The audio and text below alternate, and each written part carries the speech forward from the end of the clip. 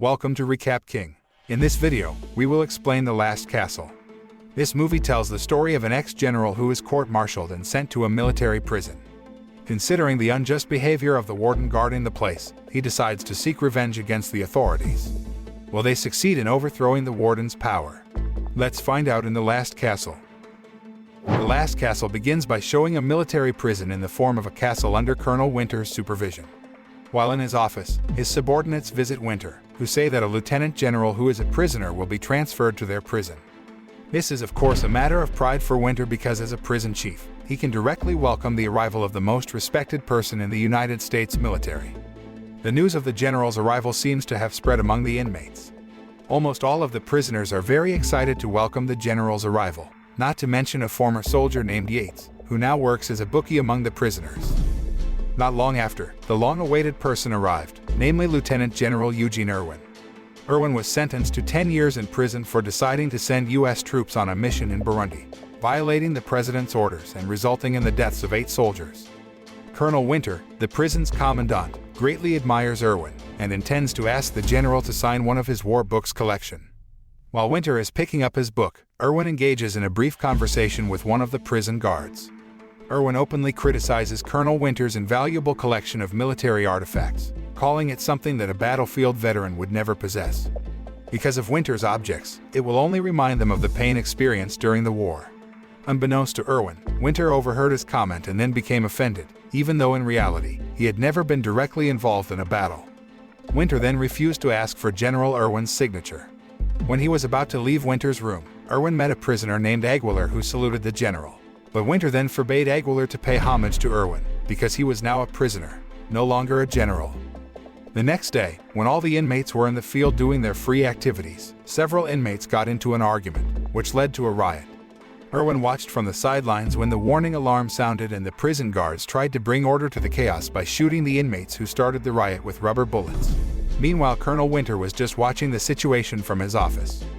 During lunchtime, the inmates went to General Irwin and complained about the abuse by Colonel Winter and the prison guards, including the deaths of several inmates from rubber bullets. The prisoners hoped that at least Irwin could forward their complaints to his relations in the government to take firm action against Colonel Winter and his men. But Irwin said that he just wanted to serve his sentence in this prison without getting involved with anyone. Irwin was then visited by Aguilar, who again saluted him. Aguilar could not hide his admiration for one of the most famous war veterans in the United States. Irwin and Aguilar then had a casual conversation about the respectful gesture in military history, and without them realizing it, Colonel Winter was watching them from a distance. Aguilar's respect for General Irwin immediately made Winter, who was snobby, nervous because he was afraid that the inmates would have more respect and disdain for Irwin, who was only a prisoner, than him, the head of the prison. Therefore, to prevent his actions from being carried out by the other inmates, he then ordered Aguilar to stand in the field for a full 24 hours while paying his respects to the warden's office. Winter didn't even delay Aguilar's sentence, even though it was raining heavily and the man was already shivering with cold. Feeling sorry for Aguilar's condition, Irwin approached him and asked him to take shelter in the pouring rain. Because of his actions, Irwin had to receive reprimands and beatings by the prison guards on Winter's orders. Irwin then reprimands Winter about the rights that prisoners have while in prison.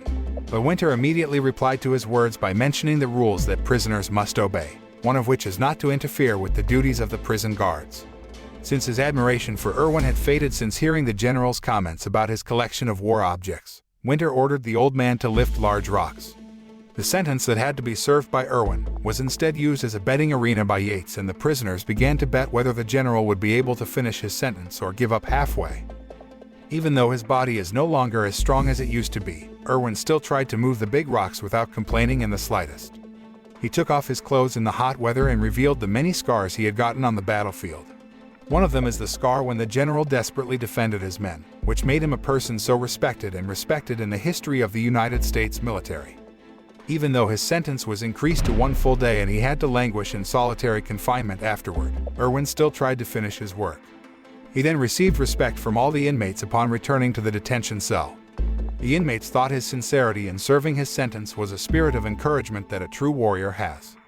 Yates then went to Irwin in his cell and gave him lots of cigarettes as a gift, but because Irwin was a non-smoker, he ordered Aguilar to distribute the cigarettes to all the inmates. Here it is revealed that Irwin knew Yates' father, the general's subordinate. Irwin then tells Yates about his father, who was able to inspire the fighting spirit of him and the other soldiers when they were surrounded in enemy territory and had very little chance of getting out of there alive. He also said that the soldiers who were his subordinates were like his own family, who had to be saved at all costs. Yates, who is a former officer and helicopter pilot, seemed amazed to hear Irwin's story about his father's past. The next day, Irwin went to the prisoners, who were told to build a wall by Winter to keep them busy and not lazy. He wisely told the inmates to look at things from a different perspective, including the construction of a wall that could be compared to building a castle wall, which in many ways resembles a medieval castle. He then asked Aguilar to teach the inmates how to build strong stone and mortar walls, because Aguilar had told him that his father was a skilled mason. After receiving direction from Irwin, whose leadership was able to mobilize and manage the prisoners, they began to build a castle wall together. Instead of the word general, Irwin got the nickname chief from the prisoners, who respected his leadership. Winter, who knows this, then assumes that Irwin is building a loyalty structure in prison to gather prisoners who will obey his words. This of course can threaten his authority, because prisoners will obey Irving more than they do to him. Envy of Irwin's respect from the prisoners, Winter ordered the prison guards to destroy the wall. When Aguilar blocked a bulldozer, Winter immediately ordered a sniper to fire a rubber bullet, which is usually non-lethal, straight at Aguilar's head. The shot killed him instantly. After the walls were destroyed, Irwin and the convicts paid their last respects to Aguilar in the same formation as honoring soldiers who died on the battlefield. Sometime later, Winter, who felt his position was threatened, went to Irwin's detention cell and offered a small deal to him, so he kept his mouth shut about the incident that killed Aguilar. But Irwin firmly rejected the deal Winter offered. Even he and the prisoners will demand the resignation of Colonel Winter, because they are considered to have abused his position to carry out unnecessary violence. Knowing that the prison guards would report their actions to Winter, the prisoners began to behave like soldiers around Irwin, using code words and gestures.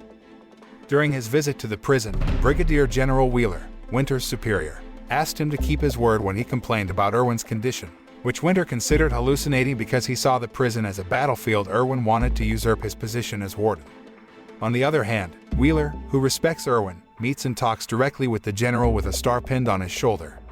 He listens to Irwin and the prisoners' complaints about Winter's arbitrariness. Wheeler then told him to get valid evidence of Winter's misconduct so that he could take action against him. After that, Irwin and some of the inmates closest to him began plotting to overthrow Winter to remove him from his post as chief warden. Yates looked eager to join them. However, Yates instead left Irwin and his men behind for one reason or another. Winter saw this, then reached out to Yates and bribed him with a reduced sentence, provided that he was willing to be his spy to find out what Irwin was planning to do. Yates then agreed to his offer. After successfully distracting the prison guards so that they are no longer watched, Irwin then announces his plan to all prisoners to take over the prison from Winter's control. They intend to raise the United States flag upside down as a sign of danger, which means Winter can no longer control the prisoners, so that he will be removed from office. After revealing his plan to all the inmates, Irwin realizes that Yates is spying on him to report to Winter. Irwin then invited Yates to have a one-on-one conversation, where he advised and told him that he saw the conscience of a true warrior in him. Irwin said that Winter only saw the bad in Yates, so he only used him for his own benefit. Meanwhile, Irwin saw the best in Yates, where he firmly believed that Yates had a fighting spirit to defend all those persecuted. However, Yates didn't care much about Irwin's words, because he immediately reported his plans to Winter. As soon as he learned of Irwin's plan, Winter immediately hid the flag in his office. Shortly after that, an inmate burst into Winter's office and insults Yates for being a traitor, forcing Winter and his aides to go out to secure the inmate. Yates did not waste the opportunity to steal the flag from Winter's office and hide it. The next day, Yates goes to Winter and says that Irwin already has his flag and is immediately thrown into solitary confinement because he is actually on Irwin's side. Winter immediately ordered almost all of his men to gather the prisoners in the field and look for the flag in the detention cell. However, this is part of Irwin's plan to lock the prison guards inside, so that the prisoners can move more freely in the field. Irwin did orchestrate a plan to wreak havoc in prison. His goal was to show Wheeler that Winter was unfit and should be removed from office. On the other hand, Yates managed to escape from solitary confinement just as the riot started. One of the inmates manages to reach the communications room and calls Wheeler to report the chaos in the prison and Winter's inability to control the prisoners. Winter immediately lowered his remaining troops to repulse the attacks of the convicts who were moving under Irwin's command.